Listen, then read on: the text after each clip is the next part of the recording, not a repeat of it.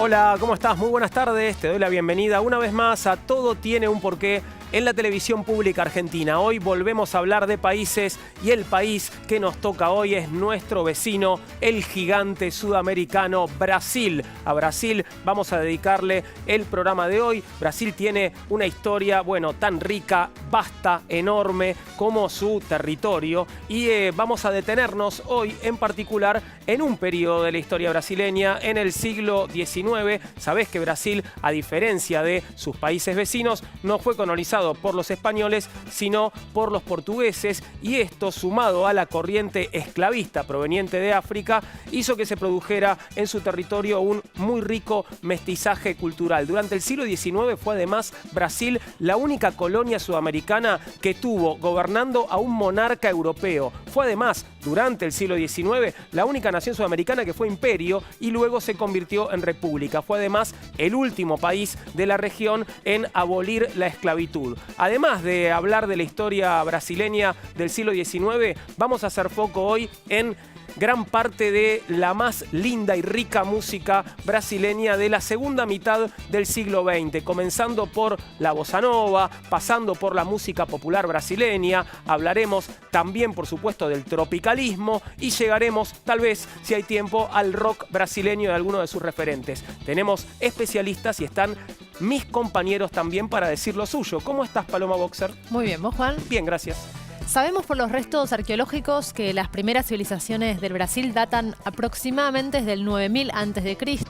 y al momento de los conquistadores españoles, al momento que arribaron, había más o menos 4 millones de habitantes en el actual territorio brasileño. Sí, ¿qué civilizaciones había? ¿Qué costumbres tenían? ¿Cómo fue ese grave encuentro? Son todas preguntas que vamos a responder en un informe sobre la antigua historia del Brasil. Revisaremos la antigüedad en Brasil antes de la llegada de los colonizadores europeos. ¿Cómo estás vos, Florencia Ballarino? Muy bien, Juan, y también vamos a hablar de un importante médico e investigador brasileño. Hablamos de Carlos Ribeira das Chagas, quien en 1909 va a descubrir la enfermedad que lleva su nombre, el mal de Chagas. Una enfermedad que es endémica en la región de las Américas, en 21 países de la región de las Américas, que en la actualidad todavía se siguen diagnosticando casos, así que vamos a conocer quién fue Carlos Chagas. Vamos a hablar de vinchucas. Vamos a hablar de vinchucas y de parásitos. Bien, ¿cómo estás vos, Maximiliano Tomás? Muy bien, Juan, vos mencionaste la vasta cultura brasileña, tan grande como su territorio. La literatura no se queda atrás. No, claro. Tenemos una entrevista con Florencia Garramuño, que es especialista en literatura brasileña. Ella va a hablar de Machado de Assis, de Jorge Gilberto Noll, de Milton Hatum, de Clarice Lispector. Y yo voy a hacer un apartado sobre uno de los autores jóvenes del Brasil y uno de los autores más viejos del Brasil, que todavía vive y sigue escribiendo. Qué interesante. En un ratito vamos a hablar también entonces de literatura brasileña, pero ahora empecemos por la historia y para eso recibamos a nuestro primer invitado. ¿Quién viene, Maxi? Hoy nos visita Ernesto Boslaski. Es historiador, doctor en América Latina Contemporánea por la Universidad Complutense de Madrid. Se desempeña como investigador docente de la Universidad Nacional de General Sarmiento e investigador del CONICET. Se especializa en historia de las derechas sudamericanas en el siglo XX y ha investigado sobre Argentina, Chile, Brasil y Uruguay en los siglos XIX y XX. Su último libro es Laicidad y América Latina, Política, Religión y Libertades desde 1810. Muchas gracias, Ernesto, por estar con nosotros. Por favor, gracias por la invitación. Un placer. Te propongo que antes de entrar en la historia brasileña del siglo XIX, hagamos un pequeño recorrido por la historia antigua de Brasil. Para eso tenemos un informe. Lo vemos y empezamos a conversar. ¿Te parece? Dale. La historia antigua de Brasil en Todo tiene un porqué. Los sitios arqueológicos cerca de las ciudades amazónicas de Santarém y Monte Alegre en Brasil muestran que el territorio estuvo habitado aproximadamente desde el 9000 a.C. Se estima que al momento de la llegada de los conquistadores, en la región vivían aproximadamente 4 millones de habitantes. Lo único que le interesó a los portugueses al principio fue un árbol duro como una piedra, conocido como palo de Brasil. De esta planta extraían un apreciado tinte rojo que se enviaba a Europa y que finalmente terminó dándole el nombre a la región. Los primeros colonos lusos llegaron en 1531 y rápidamente comprobaron que en la zona crecían bien la caña de azúcar, un producto muy codiciado en el viejo continente. Hacia 1550, los invasores comenzaron a importar esclavos provenientes de África debido a la escasez de mano de obra, ya que los pueblos originarios no siempre conocían la agricultura o se veían diezmados por las enfermedades. En 1555, las tropas francesas se apoderaron del puerto de Río de Janeiro que los portugueses no habían ocupado, pero la invasión fue rechazada y en 1567 Portugal fundó la ciudad de Río de Janeiro para defenderla de cualquier ataque futuro.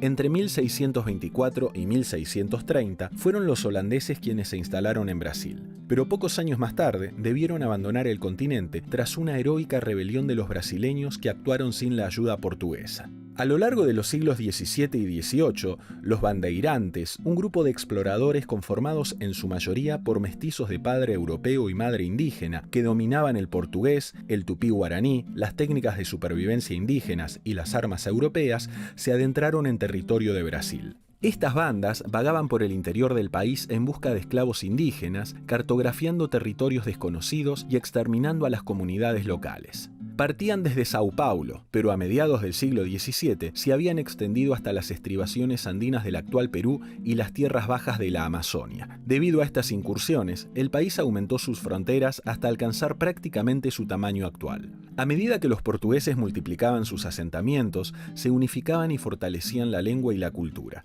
Su sociedad y su economía se basaban principalmente en la exportación de oro y azúcar. De hecho, este cultivo, ubicado principalmente en el noreste, fue la principal fuente de riqueza de Brasil desde el siglo XVI hasta el XVIII. Además, le brindó a la corona portuguesa sus ingresos más altos hasta la independencia. Mientras tanto, a mediados del siglo XVIII, el primer ministro del rey Sebastián José de Carvalho y Melo, marqués de Pombal, introdujo en Brasil una serie de reformas que afectaron profundamente la vida social, administrativa y religiosa de la colonia. Entre otras, logró derechos legales a los indios, creó 2 empresas privilegiadas para supervisar el comercio brasileño y estableció un monopolio sobre los campos de diamantes. Además, en 1759 expulsó a los jesuitas de Brasil y de a poco centralizó al gobierno brasileño durante las últimas décadas del dominio portugués. Brasil se convirtió lentamente en una nación. Sin embargo, la transición no fue del todo pacífica. José Joaquim da Silva Xavier, conocido popularmente como Tiradentes, que quiere decir sacadientes en portugués, ya que era dentista, instigó en 1789 la primera rebelión contra la corona lusitana, pero fue derrotado y ejecutado en 1792, y sin saberlo en su martirio, los colonos lo convirtieron en un héroe nacional. Paralelamente, en Europa, la figura de Napoleón Bonaparte crecía cada vez más, al punto de que años más tarde establecería un nuevo orden internacional que amenazó profundamente a Portugal y terminaría incidiendo de manera decisiva en la vida de Brasil. Veíamos, Ernesto, en el final del informe a Napoleón y obviamente hubo consecuencias importantes, ¿no?, de las guerras napoleónicas en Europa sobre lo que sucedía en Brasil. ¿Cuáles fueron? Sí, a ver, hacia 1805, 1806 Napoleón se había hecho dueño de casi toda Europa continental, había vencido a los austríacos, a los prusianos, a los rusos. Lo que le quedaba enfrente eran los británicos y sobre todo el poderío de la Marina británica. Entonces Napoleón decide que la Europa continental debe bloquear.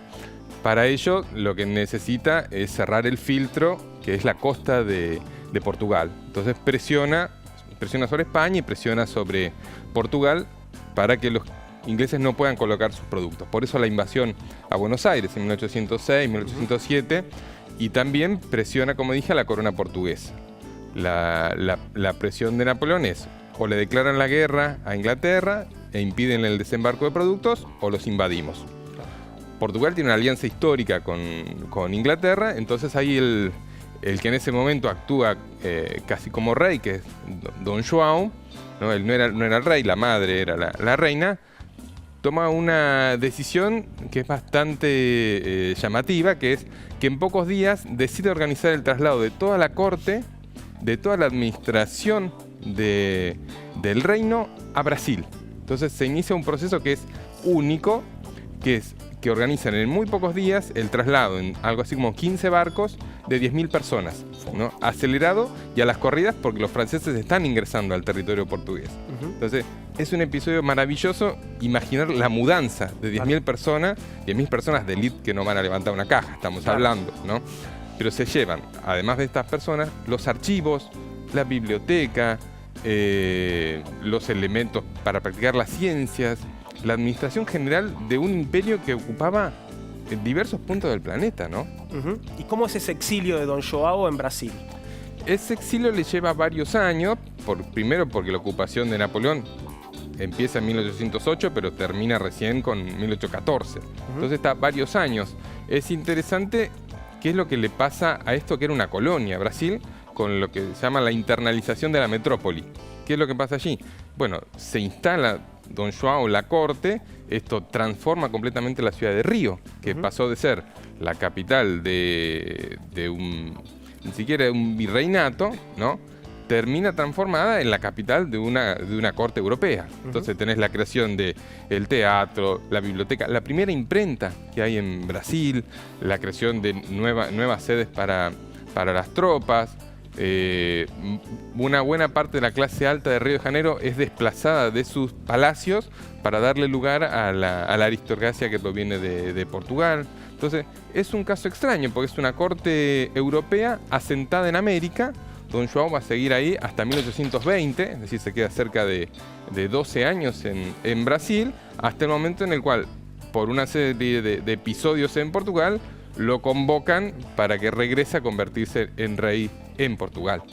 Ese es el momento en el cual se convierte en Juan VI, en Portugal. Él se convierte en Juan VI pocos años antes, en 1816, cuando muere su madre. La madre estaba afectada de salud mental desde hace un tiempo, no ejercía, pero él legalmente no podía ser el rey mientras ella estuviera viva, él era regente. En 1816 él se convierte en Juan VI, ¿no? Y es rey de Brasil y de Portugal. En 1820 él vuelve a Portugal. ¿Es cuando muere la reina? Cuando muere la reina, en efecto, él vuelve porque lo que está en juego es la posibilidad de que Portugal devenga república. Entonces, para abortar ese proceso, dice, abandono Río y vuelvo a Lisboa. ¿Y qué reformas introdujo en Brasil?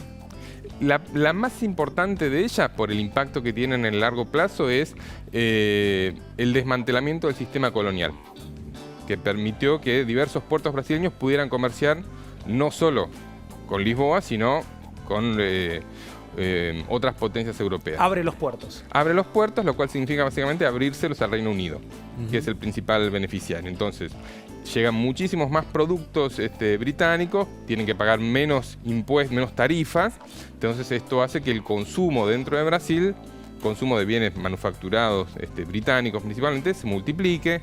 También facilita la exportación de bienes brasileños, básicamente el algodón, el azúcar y posteriormente del café. Pero digamos que ese ingreso de Don João y de la corte implica también para Brasil la posibilidad de una conexión mucho más amplia, efectiva, con la principal potencia del capitalismo en ese momento. ¿Y quién fue Don Pedro o Pedro I? Pedro I es el hijo de Don João, también es portugués, acompaña a la familia con el ingreso a Río. En 1820 queda como príncipe regente de Brasil, ¿no? El padre le dice, cuando el padre vuelve a Portugal, el padre le dice, te dejo acá porque confío más en vos que cualquier otro. Y entre el 21 y el 22, cuando las cortes de Lisboa le dicen al príncipe, usted tiene que volver, ¿sí?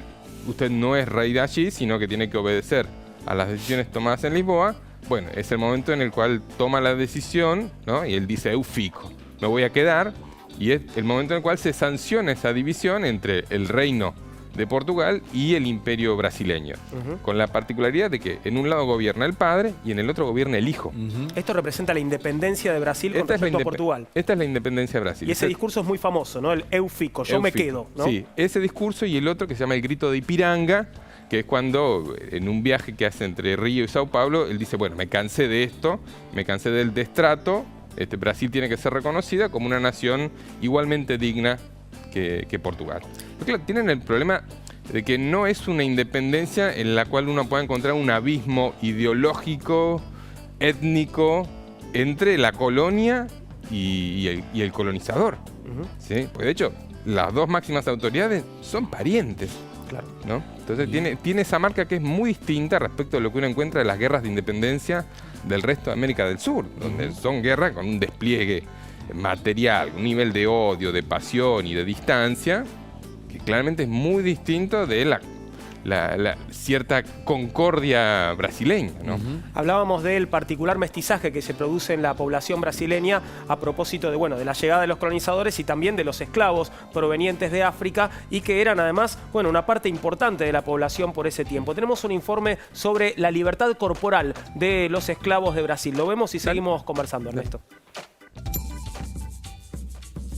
Entre los siglos XVIII y XIX, los habitantes africanos y afrobrasileños representaban a la mayoría de la población en las zonas más densas del país. Así, en la primera mitad del siglo XIX, equivalían al 73% de quienes vivían en Río de Janeiro, al 46% de Sao Paulo, al 68% de Pernambuco y al 73% de Minas Gerais. Los usos que los esclavos hacían de los espacios de las calles, plazas y del comercio, que las autoridades y clases altas calificaban como pecaminosos, empezaron a ser tratados como un problema de orden público. Sus religiones, danzas, músicas y formas de vestirse se habían generalizado en las ciudades brasileñas, escenificando públicamente una libertad corporal de la que carecían en el ámbito social, laboral, económico y político. En 1808, con la llegada de la familia real portuguesa, se institucionalizó la policía, lo que provocó el inicio de las persecuciones oficiales a la cultura africana en los espacios urbanos de Brasil. Sin embargo, se habían registrado represiones desde 1780, aunque no de una manera sistemática como las que ocurrieron luego. Mientras el ámbito doméstico se consolidó como el universo de las normas aristocráticas de la cosmovisión blanca, marcada por sus conceptos de intimidad y civilización, la calle se fortaleció como espacio de los excluidos, conformado por ritmos que desafiaban la moralidad de las clases más acomodadas y alimentaban movimientos de transgresión de la jerarquía social. En el espacio público urbano, negros y mestizos se convertían en dueños de sus cuerpos y del lugar en el que se movían. La calle fue consolidándose como el motor y escenario de la resistencia a la opresión social, manifestándose en corporalidades transgresoras. En este contexto nació la capoeira, un arte marcial afro-brasileño que combina elementos de danza, acrobacia y música. Esta práctica es hija de esta forma de ocupación resistente del espacio público. Las primeras organizaciones colectivas que se registran se llamaban maltas y eran un universo social hecho por y para los hombres negros. Estos gremios de esclavos capoeira, como se los conocía, se formaban alrededor de diferentes orígenes étnicos, como lo probaron los arrestos de africanos que se hicieron entre 1810 y 1821. Los principales centros distribuidores de esclavos, como Río de Janeiro, Salvador y Recife, eran los únicos que ofrecían una diversidad de esta naturaleza. De hecho, allí se encuentran los primeros registros referentes a la práctica de capoeira entre los siglos XVIII y XIX. Otro ejemplo de la expresividad corporal de Brasil es el carnaval. Esta tradicional celebración carioca se celebró por primera vez en Río de Janeiro en 1840. En un primer momento, sus participantes bailaban polcas y valses. En ese festejo, los africanos utilizaban máscaras y disfraces hechos con plumas, huesos, hierbas, piedras y otros elementos para invocar a los dioses y ahuyentar a los espíritus malignos. La samba, el ritmo más característico que acompaña en la actualidad a las escolas que desfilan todos los años, se introdujo recién en 1917, cuando las ciudades más pobladas del país rebosaban ya de ritmos. ¿Qué significó, Ernesto, para los esclavos en Brasil en el siglo XIX la ley de vientre libre? Bueno, la ley de vientre libre es una de las normas que se introducen en la segunda mitad del siglo XIX para ir regulando precisamente la cuestión de la esclavitud, ¿no? Que de a poco se va tornando un problema relevante gracias a la presión inglesa sobre el imperio. La ley de vientre libre es una ley que se toma después de la Guerra del Paraguay y es una ley que señala que todos aquellos nacidos del vientre de una esclava son libres. ¿Sí? Acá lo habíamos tenido en el 1813, ¿no? Exactamente. Esa norma de la Asamblea del 13. Claro. Exactamente. Después de esa hay una ley de 1885, creo que es, que le da la libertad a todos los esclavos de más de 60 o de 65 años. Es una ley, la verdad, de poca utilidad. Simbólica, ¿no? Simbólica, porque los esclavos que llegan a esa edad ya no tenían trabajo físico para hacer, ya no podían, en el caso de que hubiesen llegado a esa edad. Y finalmente en 1888 se decide la abolición completa de la esclavitud, pero claramente la dominación esclavista en Brasil había ido en proceso de descomposición. Había fugas, había indisciplina, el ejército se negaba a perseguir a los esclavos. Entonces, claramente era un proceso que estaba en plena disolución, ¿no? Nombrabas la guerra con Paraguay y también don Pedro enfrenta una guerra con Argentina que le hace perder parte de su territorio y lo lleva a abdicar eso. Sí, hay una guerra que en realidad es una rencilla de vieja data, primero entre portugueses y españoles, en torno a la provincia cisplatina o el actual Uruguay, ¿no? Eso en la década de 1820, el actual Uruguay queda conformado como una provincia del imperio. Esa situación se da vuelta gracias a la invasión de la mítica invasión de los 33 orientales y finalmente se logra la independencia de Uruguay. Hay una guerra que incluye el intento de desembarco brasileño en Carmen de Patagones. Digamos, las cosas no le salen bien, pero el principal problema que tiene Pedro I es que es portugués, ¿sí? Y no puede dejar de beneficiar a la élite de origen portugués, a los militares de origen portugués. Entonces, ahí hay una tensión que no se logra resolver y que es lo que explica por qué su salida hacia 1831, ¿no? Y que le da lugar a que asuma su hijo. El problema es que su hijo en ese momento es menor de edad. Creo que tiene 5 años. Y había nacido en Brasil. Ese había nacido en Brasil, en tierra brasileña. Pedro II. Ese es Pedro II, ¿sí? Había nacido en Brasil, pero es menor de edad. Claro. Entonces adoptan una serie de leyes por las cuales se le fijan regentes hasta que sea mayor de edad, ¿no? Hasta que tenga condiciones para tomar decisiones por sí mismo el nuevo emperador. Brevemente, Ernesto, ¿y cómo llegamos al final del imperio y el comienzo de la república en Brasil? El segundo imperio es un imperio largo, dura casi 50 años y acaba en 1889 con la proclamación de una república. Es el momento en el cual uno puede ver, por un lado, que el emperador es un sujeto ya viejo, pero además con diabetes, ya no juega en política y ha perdido buena parte de la capacidad. Pedro II todavía. Exactamente, sí. Ha perdido capacidad para amortiguar. Y el otro problema es que quien debe sucederlo es su hija. No tanto su hija, sino con quien ella está casado, que es un aristócrata francés. Okay. Entonces la posibilidad es que el siguiente monarca sea un brasileño, sea un francés. Por lo tanto, no es una hipótesis que interese mucho a las élites. Entonces, ahí la opción de la república parece más interesante para buena parte de las élites que dominan sobre todo en Sao Paulo y en Minas Gerais, que están más deseosas de retener el control sobre lo que pueden hacer sus provincias más que en un gobierno federal. Y encuentran que esa es la forma. Y encuentran que esa fórmula es más sustentable que la de tener un nuevo monarca europeo. Nos había adelantado Flor al comienzo del programa que tenía algo para contarnos sobre un importante científico brasileño. Contanos, Flor. Estamos hablando de Carlos Ribeira das Chagas. Él es el descubridor en 1909 de la enfermedad que lleva su nombre, el mal de Chagas. Él va a nacer en 1879 en Oliveira, en el estado de Minas Gerais. Va a recibirse de médico y pronto va a comenzar a trabajar en un instituto de investigaciones nuevo que luego va a llevar el nombre de Oswaldo Cruz, otro científico y colega también de Chagas, muy importante para Brasil. En 1908 le van a encomendar que vaya también al interior de Minas Gerais porque había una epidemia de malaria, sobre todo los trabajadores del ferrocarril. Pero pronto se va a dar cuenta que los síntomas que veía en sus pacientes no concordaban con la malaria. Y se va a también fijar que en los hogares de estos obreros estaban infectados por un insecto que es la vinchuca, la famosa vinchuca, que además es un insecto hematófago, o sea, se alimenta de la sangre de los mamíferos. Y va a analizar las vinchucas y va a encontrar que en su interior, en los intestinos, había un parásito conocido como Trypanosoma cruzi y va a pensar si no es este parásito el que está enfermando a los obreros. Y muy pronto, en 1909, se va a encontrar con su primer caso clínico, una chiquita que tenía fiebre, dolor de cabeza, también hinchazón. Va a analizar su sangre y va a encontrar ese parásito en la sangre de esta paciente, con lo cual va a dar al mundo su descubrimiento de la enfermedad de Chagas. Enfermedad y estudios que después van a completar un famoso también médico y reconocido médico argentino. Hablamos de Salvador Massa. Claro. Tenemos que tener en cuenta que la enfermedad de Chagas es una enfermedad endémica en la región de las Américas. Hay casi entre 6.000 y 7.000 millones de personas infectadas y la gran mayoría... 6.000, 7.000 millones no, un poco mucho, no.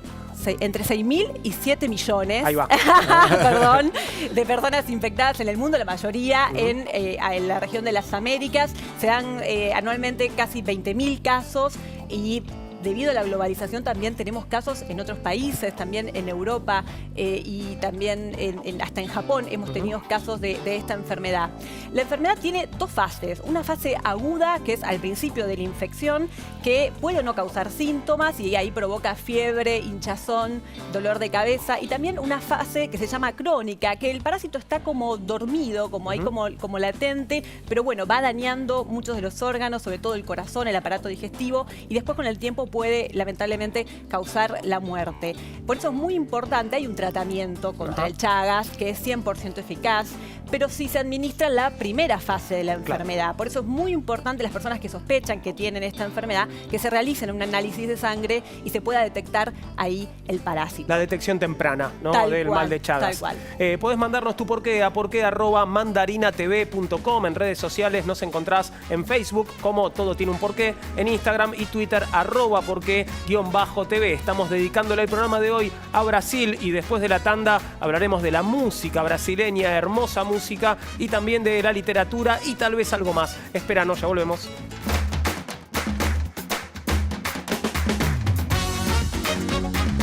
El 6 de enero festejamos con juguetes el Día de Reyes, por una infancia feliz y segura. Les desea la Cámara Argentina de la Industria del Juguete.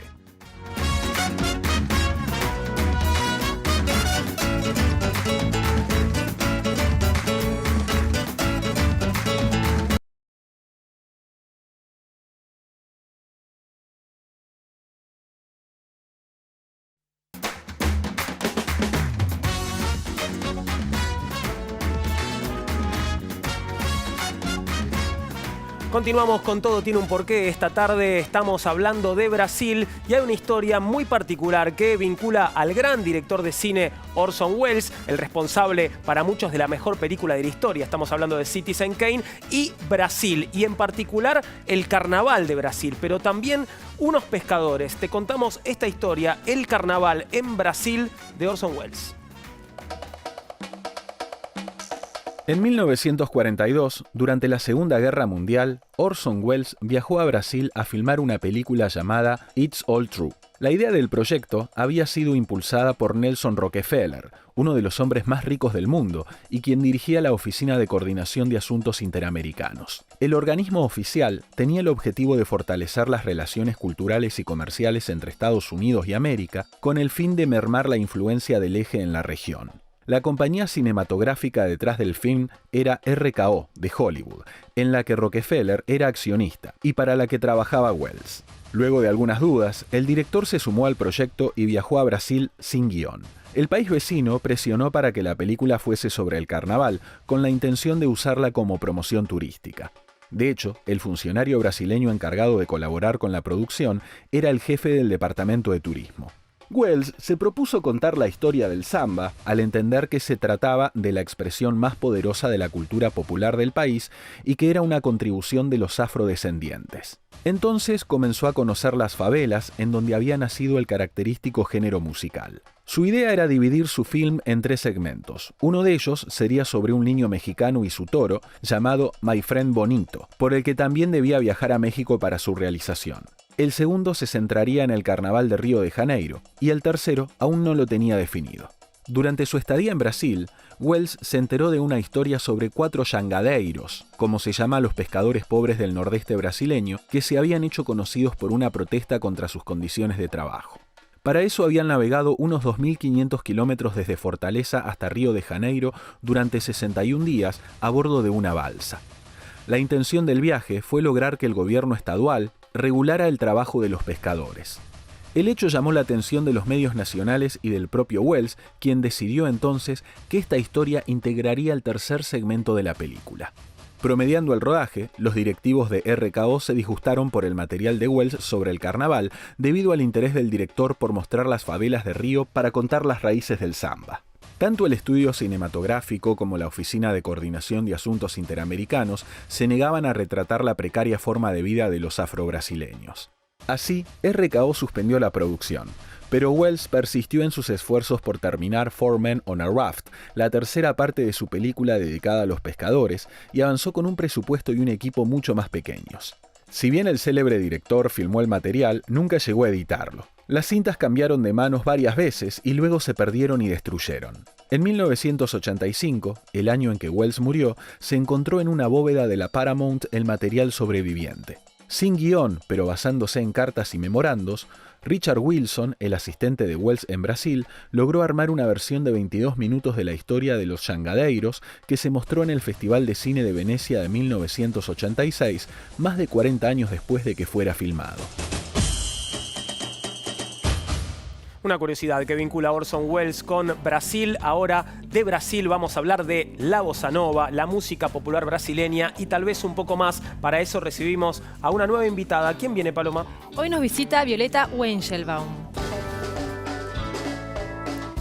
Ella es licenciada en Letras, es autora de Otros Carnavales y Estación Brasil, conversaciones con músicos brasileños, entre otros. Es crítica cultural y traductora y fue directora y editora de varios medios gráficos, culturales y editoriales de libros. Muchas gracias, Violeta, por estar con nosotros. Gracias a ustedes. Bueno, ¿a qué se llama bossa nova? ¿Cuándo y dónde surge? La bossa nova es un movimiento de renovación de la música brasileña, básicamente. Es un movimiento que viene a renovar el samba tradicional. Surge al final de la década del 50. Hay un poco de discusión sobre exactamente en qué año. Suponemos que el 58 sería el año exacto porque es la primera grabación de Chega de Saudade, que es el himno, que es un himno un poco particular además porque es una canción de Vinícius de Moraes y Tom Jobim que grabó João Gilberto, y es particular porque no es una canción muy bossa nova. Su título lo es absolutamente, Chega de Saudade quiere decir basta de nostalgias. De hecho, hay una curiosidad y es que el disco cuando salió en la Argentina se llamaba Basta de Nostalgias. Y entonces, la basta de nostalgia sí es la propuesta de la bossa nova. Bien. Dejemos un poco atrás la tradición, renovemos, cambiemos esto, incorporemos cuestiones nuevas en nuestra música. De hecho, bossa nova es una expresión que ya se usaba desde los años 30 en Brasil, justamente para llamar a aquello que era un poquito diferente, con cierta curiosidad, con una vuelta de tuerca, ¿no? Distinta. Pero Chega de Saudade es una canción que habla de la saudade, que habla del pasado. Es como un título un poco voluntarioso, como programático tal vez. Y se podría decir que lo más importante de la bossa nova no fue tanto compositivamente, sino el modo de interpretar. João Gilberto, que fue el gran definidor de la bossa nova en la medida en que tocaba de una manera particular, simplificaba la melodía, la armonía tenía una sofisticación que no tenía hasta ese momento, pero siempre manteniéndose dentro de una simplicidad que no tenía la música. ¿Sabés, Violeta? Tenemos un informe sobre esta primera grabación a la que te excelente. referís. Así que te propongo que lo veamos. Dale. Y seguimos conversando sobre la bossa nova. La primera grabación, João Gilberto, en el año 1958.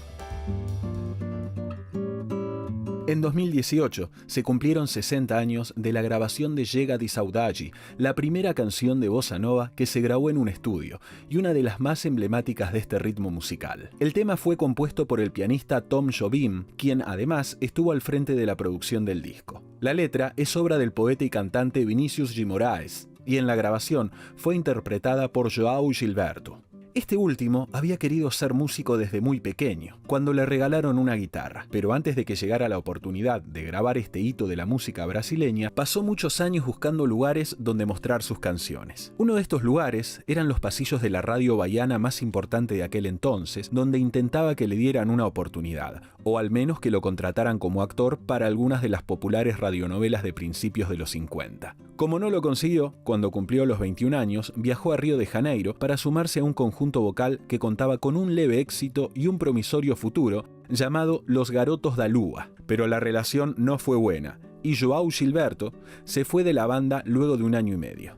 En 1952 pudo grabar sus primeros temas. Se trataba de un sencillo con 2 canciones, Cuando el Asai y Mera Luz, en los que solo cantaba y que no tuvieron ninguna repercusión. Sin embargo, permaneció en la ciudad carioca y después de un tiempo se contactó con algunos músicos que quedaron deslumbrados con su manera de tocar la guitarra. Uno de ellos era nada menos que Tom Jobim, quien trabajaba como ejecutivo y arreglador en el sello Odeón. El pianista y compositor lo recordaba de habérselo cruzado a principios de la década en algunos bares, donde había podido apreciar su afinación y su particular manera de tocar la guitarra. Entonces pensó en darle una oportunidad. Así recordó que conservaba una canción que había compuesto con su amigo Vinícius G. Moraes unos años antes y se la dio a Gilberto. El cantante y guitarrista se apropió de Chega di Saudade y la transformó.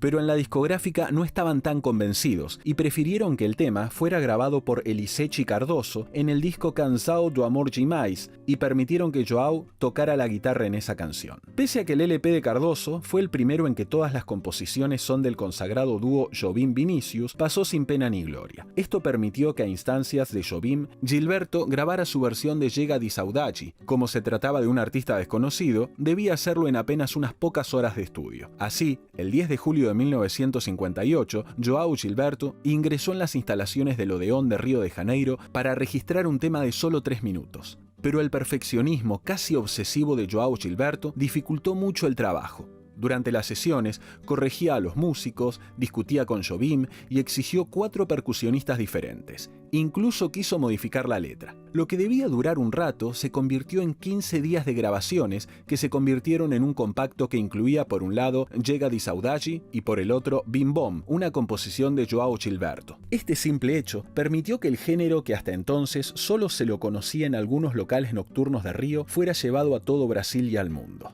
Desde su lanzamiento, el tema fue interpretado por artistas como Caetano Veloso, Roberto Carlos, Roberta Sá, Gal Costa, Carmen McRae, Stan Getz y el quinteto Dizzy Gillespie, demostrando que la canción se convirtió en un clásico que parece no tener fecha de vencimiento. En el informe aparecían, Violeta, bueno, 2 cracks, ¿no? Tom Jobim y Vinícius de Moraes. ¿Qué puedes contarnos sobre ellos? Bueno, Vinícius, Tom y João es como la Trinidad, la Santísima Trinidad de la bossa nova. Vinícius es más el letrista, Jobim es más el músico, si bien ambos tocaron un poquito por todos lados, y son exactamente eso, la Santísima Trinidad, los que inventaron este movimiento bastante programáticamente, como decía antes, fue una decisión, no fue una cosa que fue sucediendo de casualidad. Y empezaron a incorporar determinadas características que también venían del jazz, de Estados Unidos, y sobre todo esta cosa de la simplicidad. Todo chiquito, la voz chiquita, la guitarra chiquita, las letras sencillas, las armonías complejas pero sencillas a la vez. Entonces, Jobim es el gran músico, Vinícius es el gran poeta. Bien. Es una excelente definición. ¿Y quiénes vinieron después? Decías, estos son los fundadores, los padres fundadores de la bossa nova. Hay herederos, ¿no?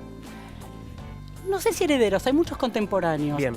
Hay muchos músicos herederos, pero yo no los llamaría bossa novistas. Ok. Toda la música posterior a la bossa nova es heredera de la bossa nova en Brasil. Bien. La música popular. De hecho, es interesante, una vez Caetano Veloso me dijo, no hay ningún músico en Brasil que no recuerde el día que escuchó Chega di Saudade por primera vez. Y lo traté de poner a prueba y efectivamente sucede eso. Les pregunté si todos saben en qué momento lo escucharon. Fue una cosa que fue realmente un quiebre para todos y a partir de ese momento se construyeron muchas poéticas distintas. La bossa nova empezó a tener ciertas incomodidades internas, el movimiento de bossa nova, a partir del momento en el cual hubo algunos detractores de la influencia americana. Esto es algo que pasó en Brasil en muchos momentos, no solamente con la bossa nova. Pasó después también en la época del tropicalismo y pasó más adelante. Les molestaba el jazz, les molestaba la influencia de Estados Unidos sobre todo. Y empezó a haber algunos que empezaron a separarse un poco y a crear una cosa que se llamó en ese momento MPB, que era la música popular brasilera. ¿De qué momento estamos hablando? ¿Década del 60? ¿Ya 70? Estamos hablando del principio de la década del 60, Bien. sí, mediados de la década del 60 más bien. Entonces hubo algunos que eran bossanovistas, no dejaban de serlo, pero que renegaban de la influencia externa. ¿Y esos quiénes eran, por ejemplo? Carlos Lira, por ejemplo, Menescal. Había un grupo... Lo que pasa es que después, me interesa marcar esto, lo que se llamó primero música MPB, en este momento fue estos que se separaron. Después esto empezó a abarcar todo aquello que siguió. Digo, hoy en día Caetano Veloso es MPB, Chico Buarque es MPB. Una etiqueta que hoy se sigue usando. Una etiqueta que no es más una etiqueta, es la música popular brasilera. Okay. Justamente perdió esa característica de detractora de la influencia externa. mucha gente que se siente absolutamente identificada con la cosa tropicalista, que ahora vamos por ahí a contar un poco de qué se trata, con la antropofagia, con esta cosa de devorar lo externo, hoy puede ser llamada como MPB también, claro. Mientras que en ese momento era lo contrario. Entonces esta MPB fue llevando también a que haya una búsqueda de modernización distinta que la de la bossa nova, y ahí es cuando surge el movimiento tropicalista. Todos los tropicalistas son fervientes admiradores de Joan Gilberto y de la bossa nova. Sin embargo, el movimiento es un movimiento contra la bossa nova. Es un movimiento que pretende la internacionalización, que pretende abrevar en una cantidad de material muchísimo más vasto. Entonces toman influencias de las artes plásticas con Oiticica, toman influencias de la literatura y toman los preceptos de la Semana Modernista del 22 y de Oswald de Andrade, toman elementos del Cinema Novo, de Glauber Rocha en ese momento. Justamente pretenden tomar un poco de todos lados y construir a partir de eso un movimiento nuevo. ¿También del rock? El rock es un poquito posterior. El rock es un poquito posterior, la importancia del rock en todo caso es un poquito posterior. Surge tal vez con el tropicalismo los primeros movimientos de rock. Entonces, todo este conjunto pretende la expansión, pretende la incorporación de lo externo y también la internacionalización. A pesar de que la bossa nova tenía una influencia bastante importante afuera. Hubo un recital muy importante en el 62, en el Carnegie Hall, a partir del cual la bossa nova se hizo muy conocida en Estados Unidos. Muchos de los grandes de la bossa nova se quedaron en Estados Unidos. Jobim se quedó en Nueva York durante mucho tiempo. Pero de todas maneras... Hay disco de eso y es un discazo, por otro lado, ¿no? Discazo, para que lo busques. Discazo. Eso, la idea de apertura que tenía el tropicalismo, de mezcla de géneros, de mezcla de estratos sociales, de mezcla de lo más popular con lo menos popular. Todo esto es una cosa de apertura muy grande. Pero el tropicalismo duró muy poquito tiempo. El tropicalismo nace en el 67 y en el 69, junto con los primeros problemas políticos grandes por los cuales terminan yéndose. En realidad, al final del 68 los meten presos a Gil y a Caetano. En el 69 se van del país. En ese momento se puede considerar que el gran movimiento tropicalista termina o que empieza la música post-tropicalista en Brasil. Hasta ahora es un movimiento aparentemente solo de varones. ¿Cómo lograron hacerse un lugar María Bethânia, Gal Costa en toda esta historia? María Bethânia nunca fue tropicalista. María Bethânia estuvo siempre muy cerca del núcleo tropicalista porque era la hermana de Caetano y porque era el núcleo bahiano, pero nunca fue tropicalista. Gal Costa, en cambio, sí fue la gran voz del tropicalismo, la gran voz bahiana del tropicalismo. Y la otra mujer importante en el tropicalismo fue Rita Lee, desde otro lugar, desde San Pablo. Me parece importante destacar que en Brasil... Brasil es un país extremadamente federal y que las distintas ciudades marcan identidades muy diferentes. Claro. No son los mismos el grupo bahiano que los paulistas, que los cariocas. Realmente marca una identidad muy distinta. Rita Lee era la pata paulista junto con Tom Zé, que en realidad Tom Zé es bahianísimo, pero después terminó yéndose a San Pablo. Mencionando a Rita Lee, perdón, ahí están Os Mutantes y ahí sí, digamos, está la impronta del rock. Este es el principio del rock. Y la psicodelia, ¿no? Este es el principio del rock y de la psicodelia. Por un lado, Rita Lee con Los Mutantes presentándose en los festivales. Hubo en este momento grandes festivales de la música en la televisión, que son los que lanzaron al estrellato a todas las figuras más grandes que tiene Brasil. Caetano, Chico, Milton Nascimento, Ney Matogrosso, todos ellos empezaron Gilberto Gil, empezaron en los festivales. En estos festivales, en los más famosos que fueron en el 68, Gilberto Gil presentó una canción con un grupo que eran Los Mutantes, y Caetano presentó una canción con un grupo argentino de rock que se llamaba Los Beat Boys. Y bueno, Los Mutantes, ahí empezó su carrera tropicalista al haberse presentado en uno de estos festivales con Gilberto Gil. Y ahí empieza el rock, empieza el caminito del rock. Con Rita Lee a la cabeza como la voz femenina del rock, la reina del rock brasilero. ¿Y en la actualidad qué música de Brasil sobresale? Es muy difícil hablar de una música en particular, por varios motivos. Primero porque es un país antigenérico. Constantemente está tratando de derribar las barreras genéricas. Entonces me parece que hay más exponentes de distintas cosas. También esta cuestión federal de la que hablaba recién. En Brasil hay grandes músicos bahianos, grandes músicos cariocas. Hay una movida muy fuerte carioca de jóvenes que ya no son tan jóvenes, que por ahí tienen mi edad, o sea que no son para nada jóvenes, pero digamos, toda una movida post-tropicalista,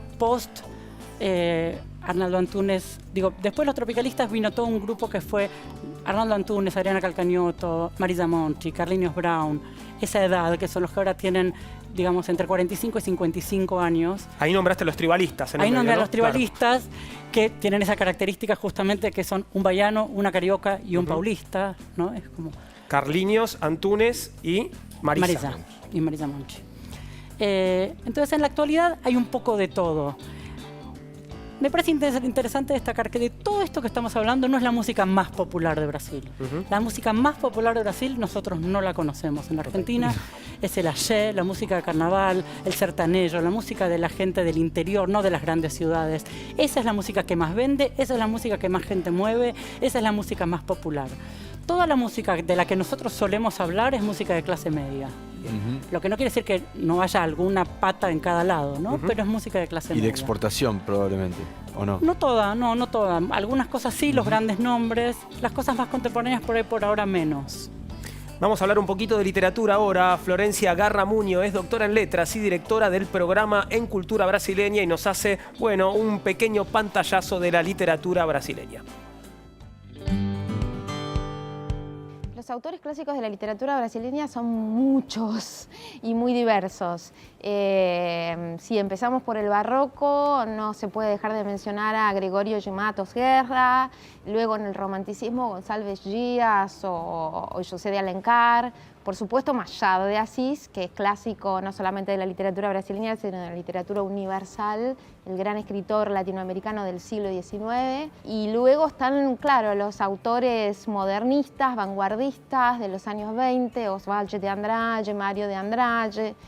En el mismo momento de ese modernismo paulista urbano hay un modernismo regionalista representado por Graciliano Ramos y Guimarães Rosa, te diría. Pero la poesía también fue muy importante y es considerada como canónica y clásica autores como Carlos Drummond de Andrade, Joan Cabral de Meloneto.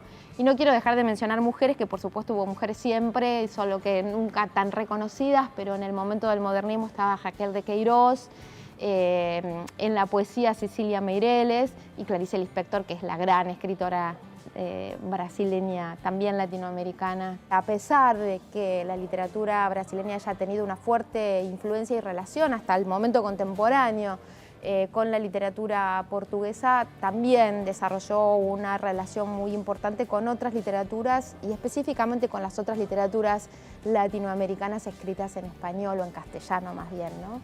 Podemos hablar de la literatura en la que aparecen problematizadas cuestiones como la esclavitud, como desde Castro Alves en el siglo XIX o en el momento contemporáneo Carolina María de Jesús.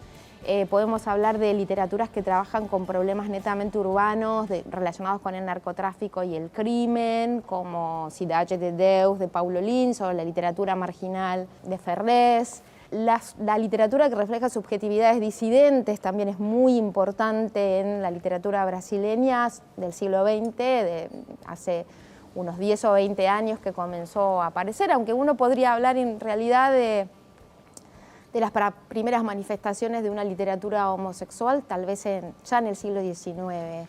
También literatura que refleja subjetividades femeninas, es muy importante en el caso de Clarice Lispector, donde la mayoría de sus personajes son mujeres de distintas clases y lugares. Quiero hablar también de la literatura indígena acá, que es muy importante, la literatura que muestra, exhibe y problematiza las culturas indígenas. Es muy vasta, muy impresionante. En estos últimos años han surgido libros como Aqueda do Céu, de David Copenagua, donde se muestra toda la cosmogonía Yanomami, pero también hay libros que trabajan sobre las culturas Krenak o un libro muy interesante de Joseliv Anabaptista, que traduce y al mismo tiempo recrea en poesía cantos guaraníes. Eso me parece que también es muy importante. Si bien es importante en todas las literaturas latinoamericanas, creo que la brasileña también por su extensión y diversidad es muy, muy variada, ¿no? O sea que, no sé, es como interminable. Está la literatura del sertón brasileño, o sea, del nordeste seco, la literatura de Jorge Amado, que representa las culturas de ascendencia africana y el candomblé y las religiones que vinieron de África. Son realmente muy, muy variadas. Una constante, ¿no? Todo parece interminable, inabarcable cuando hablamos de Brasil, pero Maxi nos había prometido presentarnos a dos autores, uno muy anciano y uno bastante joven, ¿no? Sí, hay que sintetizar obligadamente a la hora de hablar de Brasil.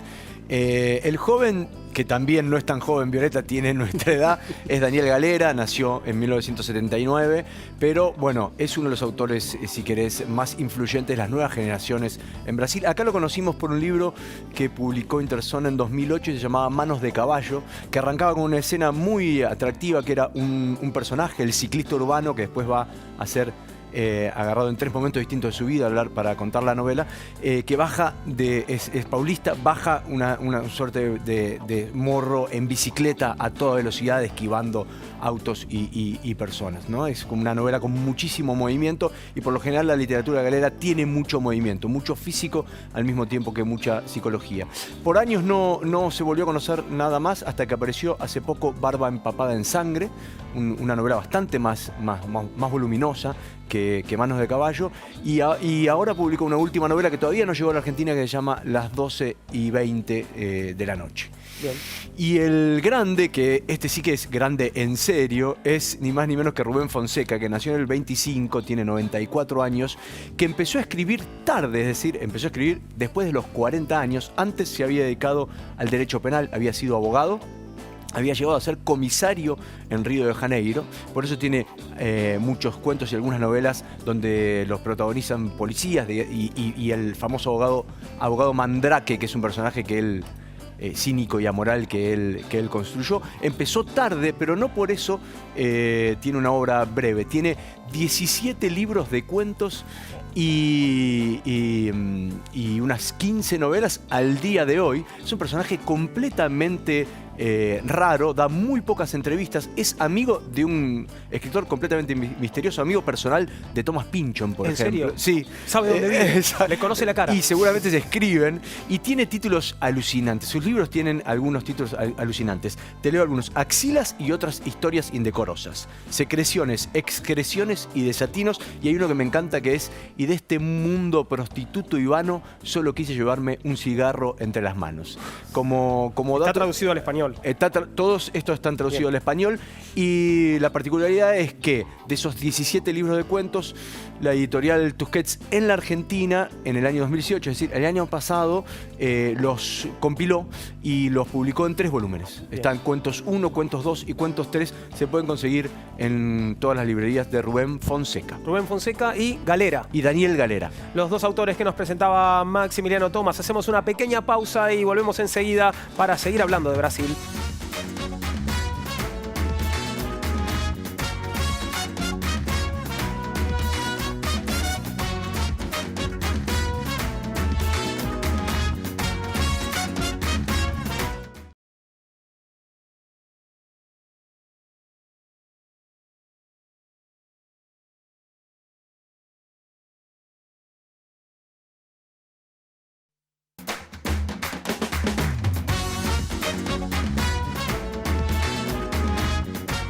Llegamos al final por hoy, pero esperamos haberte dejado con ganas de ir a por más, ¿no? De ese universo enorme que es Brasil. Ernesto, Violeta, muchas gracias a ambos por haber estado con nosotros. Fue un placer escucharlos. Paloma, Flor, Maxi, nos volvemos a encontrar en nuestro próximo programa, cuando tendremos más preguntas y más respuestas, pero sobre otros temas, porque todo tiene un porqué. Difícil elegir una canción, pero somos argentinos hablando sobre Brasil, como Kevin Johansen, que en este caso está junto a Jorge Drexler y María Gadú.